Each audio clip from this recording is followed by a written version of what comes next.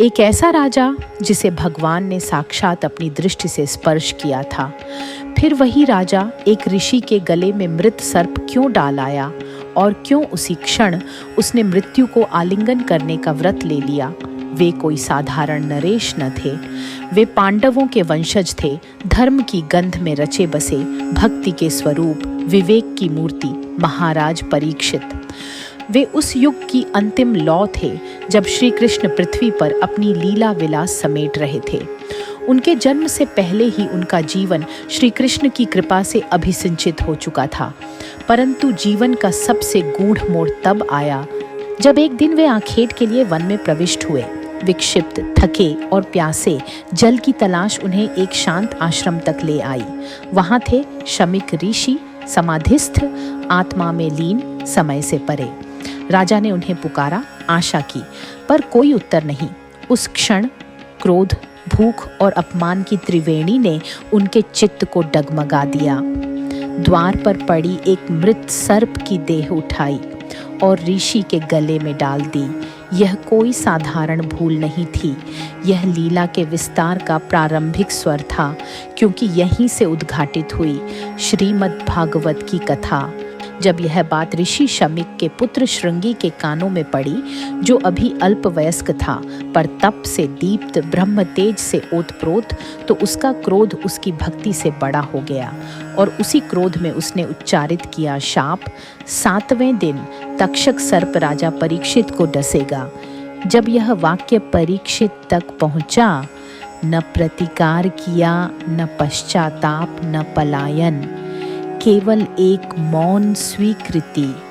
उन्होंने मुकुट उतारा, सिंहासन त्याग दिया और यमुना के तट पर शांत चित्त बैठ गए। न भय, न विकलता, केवल एक तेजस्वी वैराग्य। अब शेष जीवन भगवान की शरण में।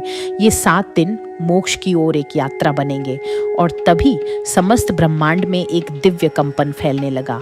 ऋषि, मुनि, योगी, देवता सब खिंचते चाले आए उस एक बिंदु की ओर जहां धर्म मौन होकर बैठा था। और उसी मार्ग पर आते दिखाई पड़े एक अलौकिक, तेजस्वी, नग्न सन्यासी, जिसके नेत्रों में वैराग्य की ज्वाला थी और मुख पर थी अपूर्व शांति की मुस्कान। श्रील शुकदेव गोस्वामी। महाराज परीक्षित को पता था उनके पास केवल 7 दिन हैं और उन 7 दिनों को उन्होंने भगवत स्मरण की अग्नि में तपाकर अमृत बना दिया। लेकिन क्या आपको पता है कि आपके पास कितने दिन शेष हैं? क्या आप मोह माया की यह रस्सियां छोड़कर सत्य की ओर अब भी कदम बढ़ाएंगे या उस अंतिम क्षण की प्रतीक्षा करेंगे जो न द्वार खटखटाता है, न कोई चेतावनी देता है?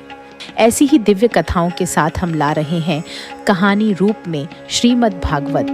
यह केवल कथा नहीं, एक आध्यात्मिक यात्रा है जहां हर प्रसंग आत्मा को झकझोरता है और परम सत्य के समीप ले जाता है।